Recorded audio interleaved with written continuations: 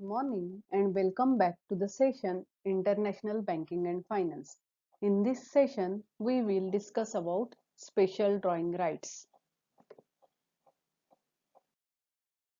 Outcome of this lecture.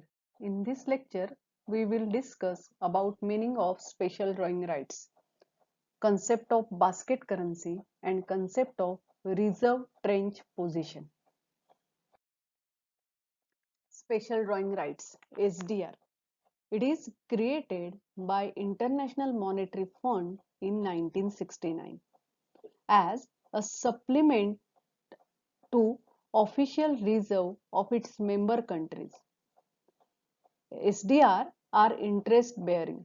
लक्षात घ्या 1969 मध्ये मेंबर कंट्रीजना सप्लिमेंट ऑफिस रिझर्व म्हणून SDR IMF ने क्रिएट केलं.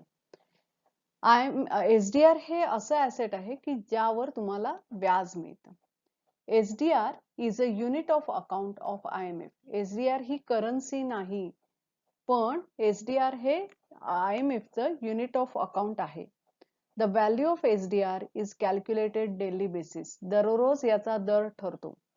Interest on SDR is determined on weekly basis. लक्षात ठेवा SDR वर व्याज देतो किंवा आपल्याला मिळतं, तर हा जो व्याज दर आहे तर तो दर आठवड्याला ठरतो. SDR is a basket of freely convertible currency. लक्षात घ्या SDR चा दर हा बास्केट करन्सीवर अवलंबून आहे. बास्केट करन्सी म्हणजे आताच्या मतानुसार 5 देशांच्या करन्सीवर SDR ची किंमत ठरलेली असते. त्या बास्केट करन्सी त्या SDR चा दर ठरवते.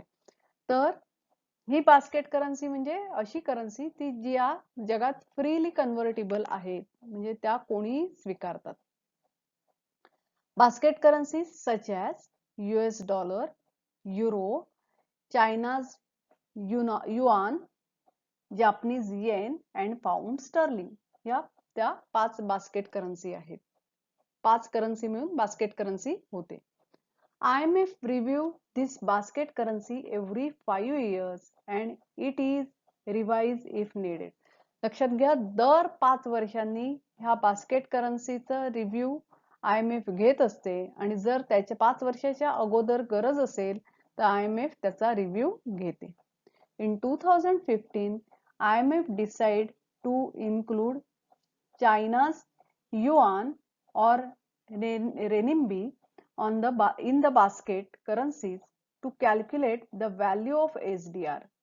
2015 मध्ये चायनाचं युआन जे आहे किंवा रेनिम्बी असं आपण त्याला म्हणतो, तर बास्केट करन्सी मध्ये त्याचा प्रवेश झाला, चायनाच्या करन्सीचा युआनचा.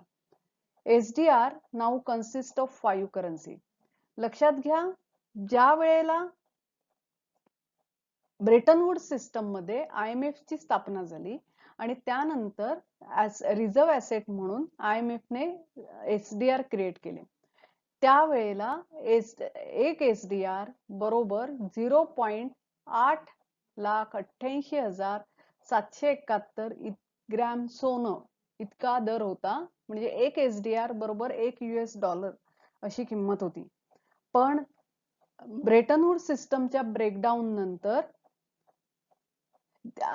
SDR ची जी किंमत सोन्याशी रिलेटेड ठरवली जात होती ती त्यानंतर जगातल्या 16 देशांची करन्सी एकत्र येऊन बास्केट करन्सी ठरवायला लागली.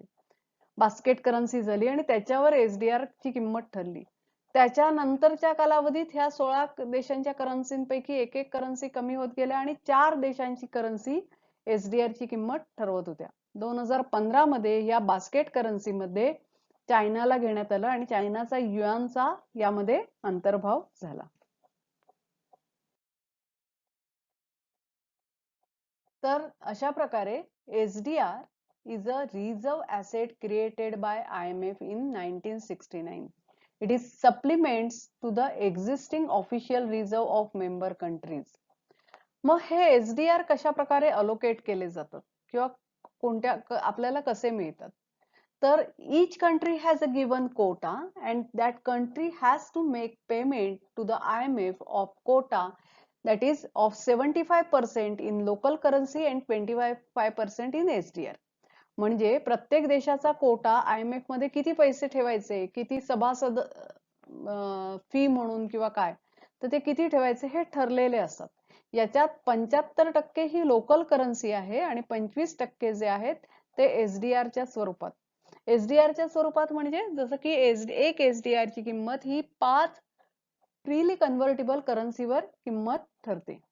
The value of SDR is based on basket of key international currencies reviewed by IMF. SDR are interest bearing asset, review after every 5 years.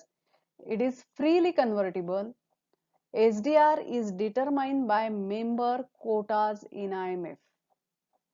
If there is SDR allocation, one has to pay interest, and if there is SDR holding, one has to receive interest. लक्षात घ्या, आपल्या balance of payment मध्ये SDR allocation असेल तर आपल्याला व्याज द्यावं लागतं, आणि समजा आपल्याकडे SDR होल्डिंग जास्त असतील तर आपल्याला व्याज मिळतं.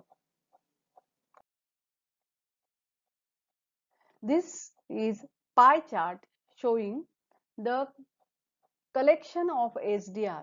The value of SDR, which is determined on basis of 5 currencies, that is called basket currency.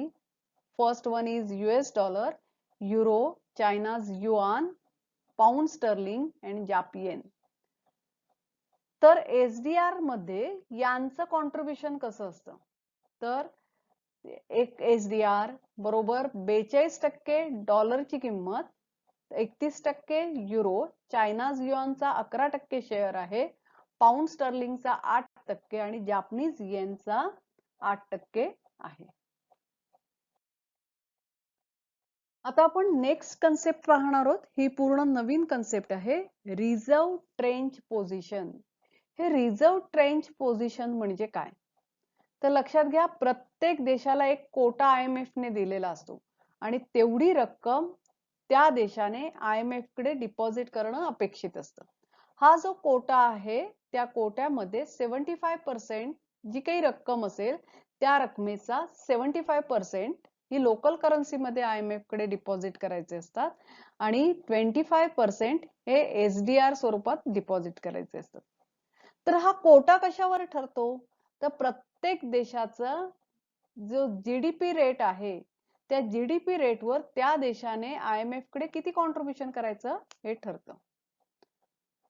आता जसं की मी मगाशी म्हटलं की 75% रक्कम ही लोकल करन्सी मध्ये पे करायची असते आणि 25% रक्कम ही SDR मध्ये. तर SDR म्हणजेच काय, तर या 5 इंटरनॅशनल फ्रीली कन्व्हर्टिबल करन्सी च्या स्वरूपात रक्कम डिपॉझिट करायची असते. तर आपण पाहणार आहोत रिझर्व्ह ट्रेंच पोझिशन म्हणजे काय. Reserve trench position is equal to quota of a country minus IMF holding of that nation currencies. लक्षात घ्या, देशाच्या कोटामधनं तुमच्या त्या कोटामध्ये असलेली नेशन करन्सी वजा केली की तुम्हाला रिझर्व्ह ट्रेंच पोझिशन मिळते. आता कोटाची रक्कम कशी डिपॉझिट करतो, 75% लोकल करन्सी, 25% SDR म्हणजे रिमेनिंग SDR. तर या कोटामधनं लोकल करन्सी वजा केलीत म्हणजे 75% वजा केलीत तर रिमेनिंग जी राहिलेली असते ती SDR असते आणि त्यालाच आपण रिझर्व्ह ट्रेंच पोझिशन असे म्हणतो. आणि therefore SDR is equal to reserve trench position. So thanks for today. We will meet tomorrow. Happy learning.